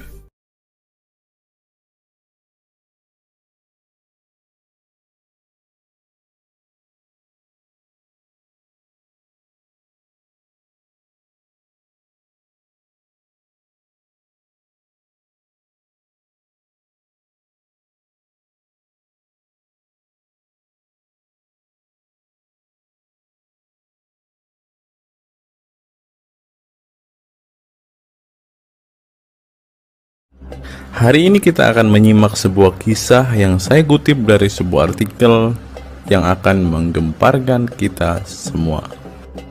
Karena kisah ini berisi sebuah cerita tentang para sahabat Nabi Muhammad yang katanya masuk surga. Bagaimana mungkin para sahabat ini bisa masuk surga? Sedangkan junjungan mereka sendiri pun tidak mempunyai kepastian surga. Seperti yang diungkap Bapak Quraisy Shihab berikut ini. Tidak benar, saya ulangi, tidak benar bahwa Nabi Muhammad sudah dapat jaminan surga. Mendengar apa yang dikatakan Bapak Quraisy Shihab tadi, jelaslah bahwa Rasulullah pun tidak pasti masuk surga. Bagaimana mungkin para sahabat masuk surga jika sang junjungan sendiri tidak punya kepastian surga? Memang sedikit aneh sih teman-teman. Nabi tidak pasti masuk surga, tapi para sahabat masuk surga. Mungkinkah para sahabat lebih baik dari sang Nabi? Untuk itu, mari kita simak kisah para sahabat Nabi berikut ini dan temukan alasan mengapa mereka bisa masuk surga. Kisah sahabat Nabi Muhammad SAW yang dijamin masuk surga oleh Allah SWT. Semua manusia pasti menginginkan masuk surga Allah SWT, namun tidak semua jiwa bisa masuk surga. Ada banyak tantangan dan perjalanan yang sangat panjang yang harus dihadapi umat Islam hingga mendapat kesempatan ala SWT untuk masuk surga. Itu juga belum tentu langsung masuk surga. Mungkin harus ke neraka untuk menghapus dosa-dosa terlebih dahulu. Meski demikian, kita bisa belajar dari kisah sahabat Nabi Muhammad SAW yang dijamin masuk surga Allah. Mereka tidak begitu saja mendapat tempat yang keindahannya kekal abadi. Berbagai ujian keimanan dan fisik dalam mengarungi kehidupan mereka di jalan Allah SWT. Siapa sajakah sahabat Nabi SAW yang dijamin masuk surga? Simak selengkapnya dalam ulasan berikut ini. Kisah sahabat Nabi Muhammad SAW yang dijamin masuk surga. Dalam sebuah hadis terdapat 10 sahabat Nabi SAW yang masuk surga.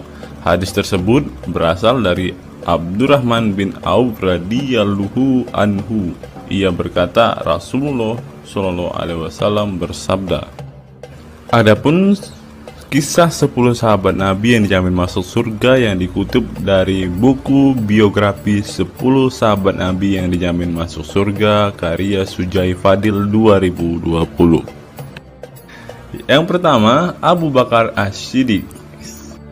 Abu Bakar As-Siddiq dikenal sebagai manusia terbaik setelah Nabi Muhammad SAW. Beliaulah orang pertama yang beriman kepada Nabi SAW, menemaninya dan membenarkan perkataannya. Ketika Nabi Muhammad SAW meninggal dunia, beliaulah yang dipilih menjadi imam dan melanjutkan kepemimpinan sebagai khalifah. Yang kedua, Umar bin Khattab. Sahabat Nabi Muhammad SAW selanjutnya yang dijamin masuk surga adalah Umar bin Khattab.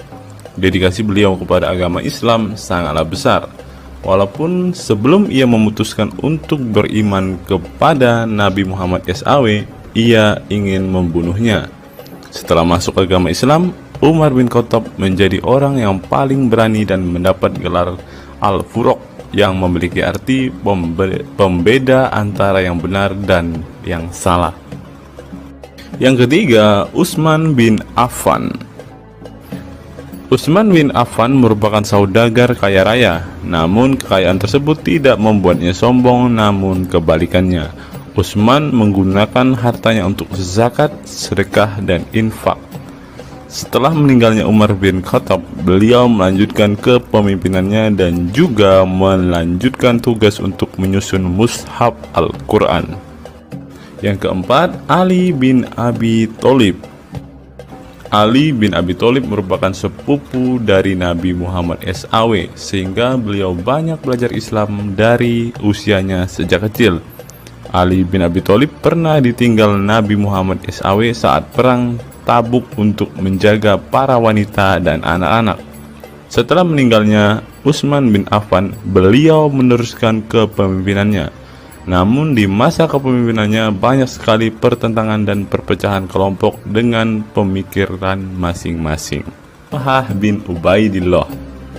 Meski tak seterkenal para khulafaur rasyidin, namun beliau merupakan sosok perlindung bagi Nabi Muhammad dalam perang Uhud dengan menangkis anak panah dengan tangannya hingga kehilangan jari-jarinya.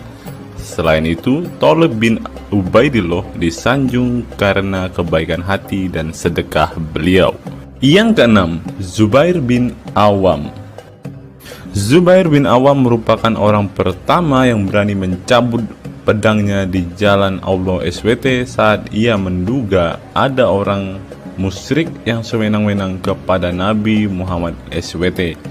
Perjuangannya untuk masuk ke Islam tidaklah mudah. Beliau sempat disiksa oleh pamannya sendiri agar tidak mengikut Nabi Muhammad SAW. Yang ketujuh, Abdurrahman bin Auf. Abdurrahman bin Auf merupakan seorang saudagar yang kaya raya.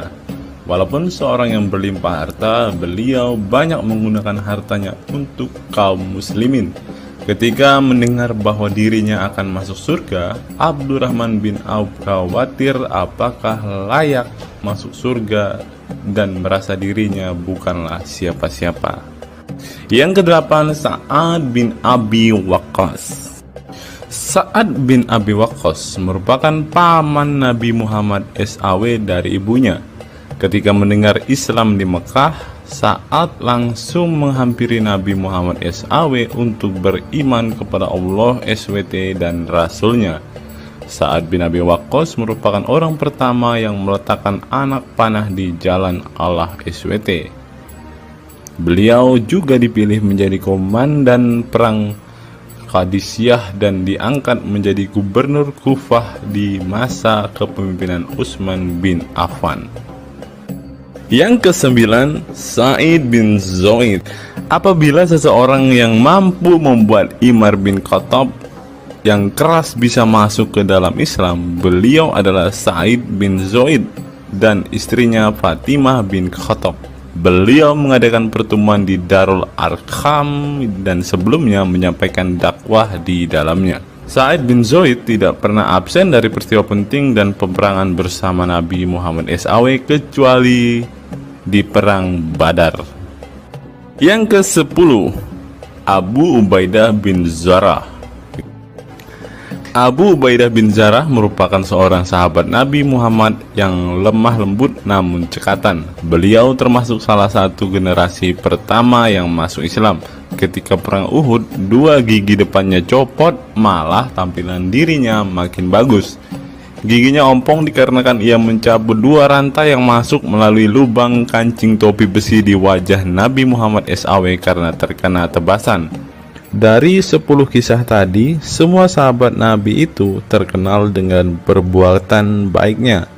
Apakah standar umat muslim masuk surga adalah dengan berbuat baik? Perbuatan baik tentu tidak dapat menyelamatkan. Seorang ustadz pernah berkata seperti ini. Mengantarkan kita masuk ke surga itu bukan amal perbuatan kita. Kita semua masuk ke dalam surga Allah kelak itu lantaran mendapat anugerah dari Allah dan mendapat rahmat dari Allah. Jadi bukan karena amal ibadah kita. Apa tanggapan teman-teman setelah menyimak kisah ini?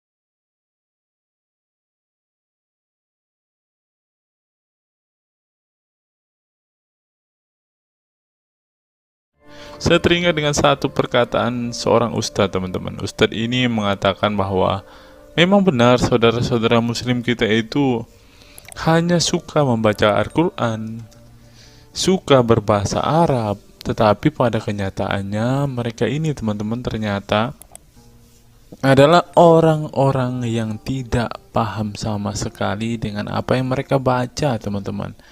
Dan akhirnya Ustadz ini mengatakan bahwa saudara-saudara muslim kita ini seperti keledai, teman-teman. Mari kita dengarkan apa yang disampaikan Ustadz ini. Kita bangga menghafal Al-Quran tapi tidak memahami Al-Quran. Senang mengulang berbahasa Arab tapi tidak mengerti bahasa Arab. Suka membaca Al-Quran tapi tidak memahami maknanya. Akhirnya apa? Menjadi keledai di Indonesia. Tidak sampai di situ saja, teman-teman. Menurut NU Online, seperti yang disampaikan oleh Gus Baha, ingin umat Islam banyak baca Al-Quran meski tak paham maknanya. Teman-teman bisa baca sendiri ya judul artikel ini. Artikel ini mengatakan seorang Gus ingin umatnya itu semua umatnya dia ingin bahwa mereka harus mau dan rajin membaca Al-Quran, teman-teman. Walaupun ya pada kenyataannya apa yang mereka baca mereka tidak ketahui. Apa yang mereka baca mereka tidak tahu maknanya, teman-teman. Mari kita dengarkan dan lihat apa isi dari artikel yang diransir oleh NU Online ini, teman-teman. Jakarta, NU Online. Rais Syuriah Pengurus Besar Nahdlatul Ulama PBNU Kiai Haji Ahmad Bahaudin Nur Salim yang biasa dikenal dengan Gus Baha mengingatkan umat muslim atau umat Islam untuk memperbanyak membaca Al-Quran meski tidak memahami maknanya. Waduh, gak bahaya kah ini? Ustadznya mengatakan harus baca saja Al-Quran walaupun tidak paham. Wah, bisa-bisa umat Islam jadi keledai se-Indonesia nih, seperti yang dikatakan Ustadz yang barusan tadi. Karena semuanya disuruh baca, disuruh hafal, tidak peduli tahu atau tidak arti dan maknanya. Aduh, gimana ini teman-teman? Sebagai kitab suci, Al-Quran harus lebih dekat dengan umat Islam. Cara mendekatinya bisa dengan mempelajari dan memahami kandungan Al-Quran atau membacanya. Membaca Al-Quran lebih bernilai ibadah, terutama di bulan suci Ramadan. Saya paling sangat ingin di Ramadan ini banyak membaca Al-Quran, baik membaca secara qiraatan saja atau lebih jelasnya. Sebagaimana dikutip NU Online dari akun YouTube Santri Gayeng. Menurut Gus Baha, membaca Al-Quran tidak harus menunggu paham arti dan tafsirnya. Sebab membaca Al-Quran dari huruf ke huruf sudah bernilai ibadah. Meskipun seorang yang membacanya itu tidak paham arti dan maknanya. Terlebih ketika membaca dan kemudian menjadikan isi Al-Quran sebagai bimbingan hidup. Gus Baha mencoba melogikakan orang yang membaca Al-Quran tetapi tidak memahami maknanya. Ia menjelaskan ketika seseorang membaca Al-Quran dan tidak paham maknanya, maka seseorang itu hanya menyibukkan diri dengan kalamullah. Hal ini menurut Gus Baha sesuatu yang baik. Tetapi Ustadz yang tadi mengatakan kalau hanya bisa membaca tetapi tidak ngerti maknanya, mereka sama dengan keledai di Indonesia. Nah, sekarang umat muslim bingung nih harus ngikutin yang mana, mau jadi keledai atau hanya menjadi pembaca tetapi tidak tahu apa-apa nih. Lanjut teman-teman. Efek dari kesibukan dengan kalamullah itu pasti tidak melakukan maksiat. Tetapi kalau kita melihat ya, kalau ada satu contoh kasus yang terjadi di pesantren kemarin kan teman-teman, di artikel yang kita baca sebelumnya, bahwa kejadian atau hal yang bersangkut paut dengan maksiat ini terjadi di dalam pondok pesantren, teman-teman. Bagaimana ini Gus Baha? Kalau Anda mengatakan bahwa ketika orang sibuk dengan membaca Al-Quran dengan kesibukan membaca kalamullah dan bisa terhindar dari melakukan hal-hal maksiat, tapi kok di pondok pesantren malah terjadi maksiat nih, Gus Baha, bagaimana ini? Lanjut, saya beri contoh, meskipun membaca saja dan tidak paham artinya, itu tetap baik. Ada orang yang semalaman itu duduk bersama keluarga, ngobrol ringan tentang masa lalu, cerita lucunya atau lucunya anaknya. Pada malam itu ditulis oleh malaikat bahwa keluarga ini tidak maksiat, tidak dugem, tidak narkoba, dan tidak ke tempat maksiat, jelasnya. Gus Baha mengatakan keberkahan dari seorang muslim atau muslimah menyibukkan diri bercengkrama bersama keluarga, asik guyon dengan teman dan tetangga adalah tidak melakukan maksiat dan tidak macam-macam, apalagi jika saat itu membaca Al-Quran. Hal ini sesuai dengan kajian ilmu usul fikih yang dipelajari Gus Baha dari Al-Maghfurlah Kiai Haji Maimun Zubair. Dia menegaskan bahwa di antara kebaikan agama Islam adalah meninggalkan itu adalah pekerjaan yang tidak butuh modal. Gus Baha menjelaskan, apabila seseorang ingin mendapat pahala sholat, maka harus sholat. Kalau ingin mendapat pahala haji, maka harus haji. Namun ada kebaikan yang tidak perlu modal, yaitu meninggalkan kemungkaran. Caranya cukup meninggalkan hal-hal yang dilarang Allah. Cara meninggalkan kemungkaran bisa dengan bercengkrama dengan keluarga, baca Al-Quran, bercanda dengan teman, dan hal positif lainnya. Sehingga kalau ada orang yang tanya, kenapa baca Al-Quran meskipun tidak paham itu dapat pahala? Satu, karena itu kalamullah. Kedua, sebagai kebaikan itu adalah meninggalkan kemaksiatan. Meninggalkan itu bisa dilakukan dengan hal-hal mudah. Ini pentingnya ngaji. Saya ngaji usul fikih dengan Kiai Haji Maimun, abahnya Gus Yasin, katanya. Gus Baha mengaku sejak kecil ia sudah terbiasa membaca dan mempelajari Al-Quran, bahkan hingga saat ini. Kebiasaan Gus Baha mempelajari Al-Quran yang berlangsung puluhan tahun ini membuatnya memiliki kecintaan yang mendalam dengan kitab suci yang diturunkan kepada Nabi Muhammad itu. Ia juga membaca banyak literatur klasik maupun modern untuk memahami Al-Quran. Kemudian melakukan diskusi dengan banyak pakar Al-Quran dari berbagai daerah dan negara tentang berbagai tema. Tetapi syukur-syukur bacanya Al-Quran itu paham. Artinya paham sesuai dengan kapasitas masing-masing. Saya mulai kecil hingga sekarang masih ngaji Al-Quran, masih belajar, juga masih terus mencari ilmu. Ucap pengasuh pondok pesantren Tahfidzul Quran LP3 IA Rembang, Jawa Tengah itu. Nah teman-teman, setelah mendengarkan apa yang dikatakan Ustadz Munzir Situmorang dan juga Gus Baha ini, taulah kita sekarang mengapa ketika ada debater Islam yang berdebat dengan saudara-saudara apologet Kristen kita, mereka tidak paham sama sekali dengan Quran mereka, dengan hadis mereka, karena ya seperti ini teman-teman. Membaca Al-Quran, menghafal Al-Quran itu adalah sebuah ibadah bagi kepercayaan mereka teman-teman. Walaupun mereka tidak paham apa yang mereka baca, walaupun mereka tidak mengerti sama sekali apa yang mereka baca teman-teman, yang penting dibaca saja, itu adalah sebuah amal baik. Nah teman-teman, kita belajar bahwa ketika apologet Kristen berdebat dengan para apologet Islam atau dengan para polemikus Muslim, inilah yang terjadi teman-teman. Mereka tidak paham sama sekali ketika mereka ditanya isi hadis dan Qur'annya.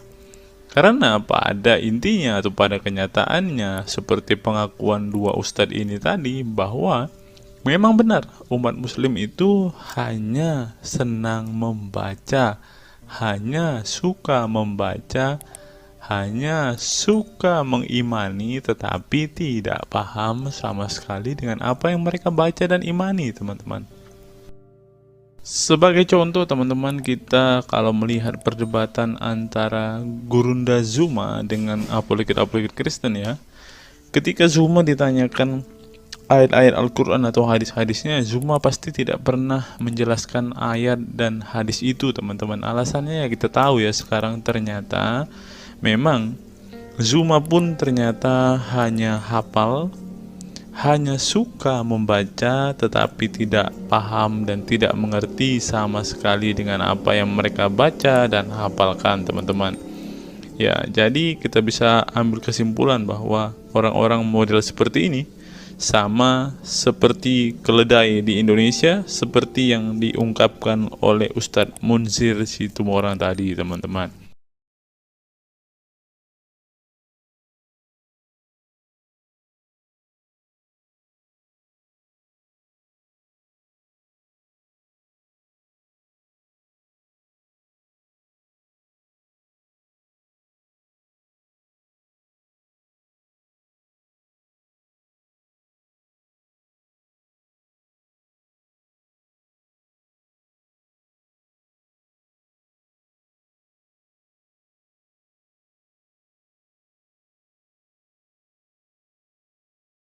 Fenomena pemurtadan dan kelompok Islam radikal. Sejumlah sarjana Islam mengemukakan hukuman seorang murtad adalah hak prerogatif Tuhan, bukan wewenang manusia. Masalah pemurtadan selalu menjadi isu penting dalam sejarah wacana keislaman. Dalam Islam, tindakan atau sikap seseorang muslim meninggalkan agama Islam, baik dengan perkataan maupun dengan perbuatan, disebut dengan ridah atau irtidad dalam bahasa Arab. Dan orang muslim yang melakukan tindakan ini disebut murtad. Nah, seperti yang dikatakan oleh Yakut tadi teman-teman, dengan mengatakan toa itu seperti gonggongan anjing, dia sudah murtad teman-teman. Itulah sebabnya saudara-saudara muslim menganjurkan dia untuk istighfar dan mengucapkan 2 kalimat syahadat kembali. Lanjut. Seorang dikatakan murtad belum tentu mereka pindah atau konversi ke agama baru. Bisa juga mereka kemudian memilih untuk tidak beragama, menjadi sekuler, ateis, agnostik, dan lain sebagainya. Masalah pemurtadan ini bukan hanya diskursus dan fenomena eksklusif dalam Islam saja, tetapi juga dalam agama-agama lain ya. Ada banyak pendapat di kalangan sarjana muslim tentang status ridah dan bagaimana seharusnya memperlakukan seorang murtad. Ada yang berpendapat ridah adalah masalah kepolitikan, bukan masalah teologi keagamaan, sehingga orang yang keluar dari Islam murtad tidak perlu dikenai hukuman apapun, termasuk hukuman pembunuhan. Karena itu akan bertentangan dengan doktrin Islam dan Al-Quran yang menggaransi kebebasan bagi seseorang untuk beriman dan beragama atau tidak beriman dan tidak beragama. Bagi mereka, sejarah hukuman pembunuhan bagi orang-orang yang keluar dari Islam lebih mengacu pada fenomena dan alasan sosial politik belaka. Dengan kata lain, kata murtad bagi mereka mengacu pada pengertian pembangkangan politik ketimbang pemberontakan teologis. Tak ada konsensus mengenainya. Tetapi ada pula yang berargumen bahwa masalah pemurtadan adalah masalah teologi keagamaan, sehingga orang yang mendeklarasikan diri keluar dari Islam harus dihukum bunuh seperti yang dipraktikkan oleh generasi Islam pasca wafatnya Nabi Muhammad. Menariknya, sejumlah sarjana Islam terkemuka, baik klasik maupun kontemporer, baik Sunni maupun Syiah, sebut saja seperti Muhammad bin Ahmad al-Saraki, Abu al-Walid al-Baji, Ibrahim al-Naqi, Ibnu al-Human, Buharuddin al-Mahinani, hingga Ali Goma, Husin Ali Mutazir, Zafir Ahmad Gamidi, dan Torik Ramadan menyatakan tidak ada konsensus dari para ulama tentang hukuman bunuh bagi seorang murtad. Mereka juga menegaskan bahwa hukuman seorang murtad adalah hak prerogatif Tuhan, bukan wewenang manusia. Nah, sekarang kalau kita melihat, ada seorang ustadz mengatakan, siapa namanya itu, Abdul Somad bilang, Bagi yang murtad darahnya halal. Nah, gimana ya dengan Abdul Somad ini teman-teman? Dia sudah tidak menghidupi apa yang diajarkan oleh pendahulu-pendahulunya teman-teman. Lanjut, masalah sejarah dan fenomena pemurtadan dalam Islam ini dengan baik dikupas oleh Abdullah Said dalam Freedom of Religion, Apostasy and Islam, atau Taha Jabir Al-Wani dalam Apostasy in Islam, A Historical and Scriptural Analysis.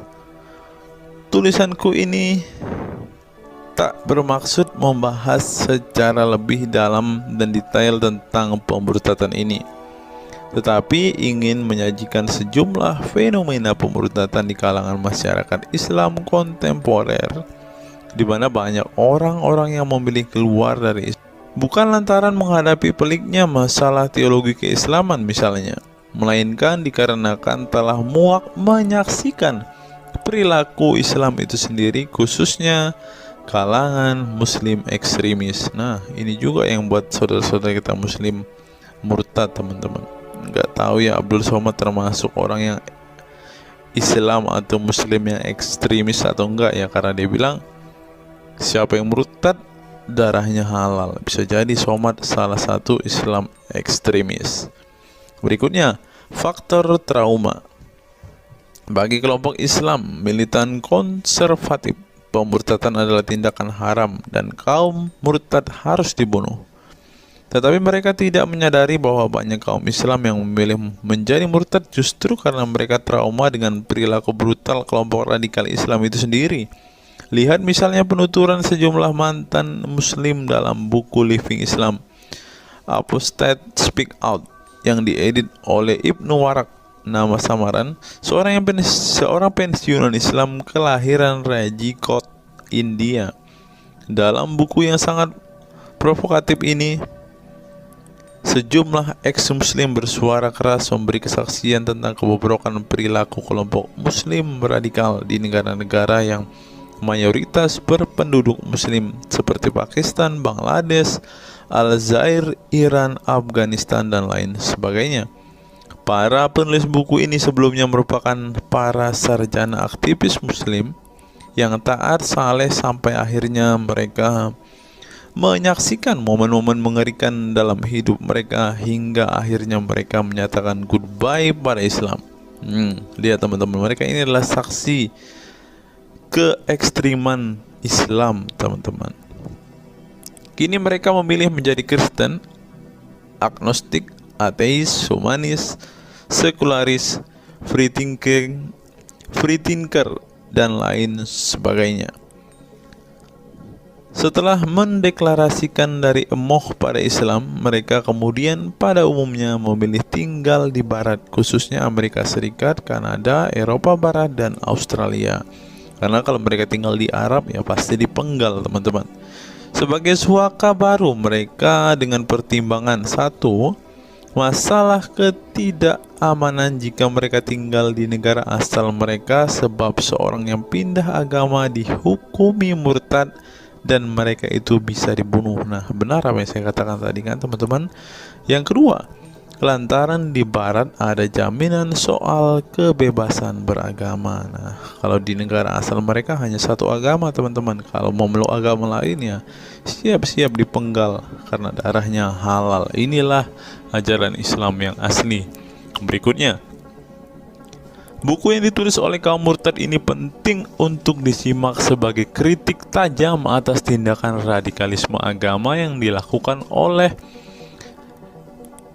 meminjam istilah Muhammad Said Asmani, kelompok ekstrim yang sering menebarkan kekerasan dan kebencian dalam menyampaikan pesan-pesan keagamaan, tanpa disadari bahwa perilaku sadis dan barbar mereka telah menyebabkan sebagian umat Islam frustasi dan kehilangan kepercayaan terhadap agama mereka, kemudian memilih hengkang dari Islam. Ini menunjukkan bahwa masalah pemurtadan atau proses konversi tidak semata-mata masalah teologi keagamaan, tetapi juga sosial, politik, dan ekonomi. Itulah yang dialami Ibnu Warok, Ali Sina, Anwar Saik, Faisal Muhammad, Syarek Malik, Samia Libini, Abul Qasem, dan masih banyak lagi. Semula mereka adalah para pemeluk Islam saleh yang kemudian memilih keluar dari agama ini setelah mereka mengalami dan menyaksikan peristiwa tragis dalam sejarah hidup mereka. Simak misalnya penuturan Ali Sina dalam Why I Live Islam, My Passage from Faith to Enlightenment. Ali Sina yang masih keturunan Ayatollah Iran ini menuturkan pengalaman getir hidupnya menyaksikan serangkaian horor di negaranya Iran. Dia mengatakan sejak Ayatollah Khomeini berhasil menggulingkan diktator Shah Reza Pahlavi pada tahun 1979, segera ia mengganti ideologi sekuler negara dengan ideologi Islami yang tunduk sepenuhnya pada otoritas Khomeini. Masih menurut Ali Sina, alih-alih ingin menegakkan kedaulat Tuhan, dalam praktiknya yang terjadi justru penegak kedaulatan Khomeini, di mana melalui agen rahasianya yang bernama Saza Mene Ate Laat Fa Amniate Keskharar, yang disingkat Sefak, dia dan para pendukungnya menghancurkan siapapun yang tidak mau tunduk pada otoritas politik keagamaannya, termasuk bekas sekutunya. Maka pada saat Imam Khomeini berkuasa, kata Sina, nyawa pun menjadi sangat murah. Ribuan orang Irak dibunuh sebagai efek perang teluk antara Iran-Irak. Ribuan pengikut Bahai Faith disiksa dengan tuduhan murtad, dan ribuan penduduk Iran yang menolak otoritas politik dan agama sang imam dipenjara. Nasib kaum perempuan lebih tragis lagi. Sebelum dibunuh, mereka diperkosa oleh tentara syariat dengan alasan sebagai imbalan pembangkangan kepada sang Ayatollah sekaligus tiket menuju surga. Ngeri teman-teman, tiket menuju surga. Peristiwa tragis semasa rezim Khomeini ini membuat Ali Sina trauma dan kehilangan kepercayaan terhadap Islam sehingga ia memilih murtad. Sekarang ia mendirikan Faith Freedom Foundation untuk mengadvokasi orang-orang yang ingin meninggalkan Islam. Selain Ali Sina, pengalaman getir juga dialami oleh Abul Qasem Bangladesh, Syarek Malik Pakistan, Anwar Saik Pakistan Bertain, Nadia dari Maroko, Samia Libina dari Tunisia, Azad dari India, dan masih banyak lagi. Setelah mengalami dan menyaksikan sejumlah peristiwa tragis kekerasan agama yang dilakukan kaum muslim radikal di negara mereka, mereka kemudian hijrah ke iman yang baru. Memang tidak bisa dipungkiri di negara-negara berbasis Islam itu telah terjadi sejumlah peristiwa sadis yang dilakukan sekelompok rezim muslim militan dan kaum radikal agama demi ambisi politik kekuasaan mereka. Atas nama agama dan penegakan syariat Islam, mereka melakukan serangkaian teror dan kekerasan terhadap kelompok minoritas dan lawan-lawan politik agamanya. Penulis perempuan Mesir Bat Ye'or telah menunjukkan dengan baik sebagian dari sejarah gelap radikalisme kelompok militan konservatif terhadap kaum minoritas ini dalam buku The Decline of Eastern Christianity Under Islam From Jihad to Dhimmitud. Dalam buku ini, dia berpendapat bahwa konsep dhimmi, khususnya Kristen dan Yahudi yang secara literal mengacu pada definisi protected people, orang-orang yang dilindungi, dalam realitasnya justru menjadi atau menjadi kelompok yang diperas, dieksploitasi karena di samping dipaksa membayar pajak pada pemerintah, mereka tidak pernah menikmati hak-hak sipil sebagai warga negara. Di negara-negara berbasis syariat Islam, mereka memang menjadi warga negara kelas 2, kalau bukan malah tidak berkelas lagi. Wah. Tidak hanya non-muslim saja, kaum muslim yang kebetulan berseberangan dengan ideologi dan aliran keagamaan rezim penguasa, baik rezim Sunni maupun Syiah, juga mendapat perlakuan kejam dan diskriminatif. Sebagian dari kaum muslim yang dizolimi oleh rezim Islam ekstrim ini masih bertahan memeluk Islam.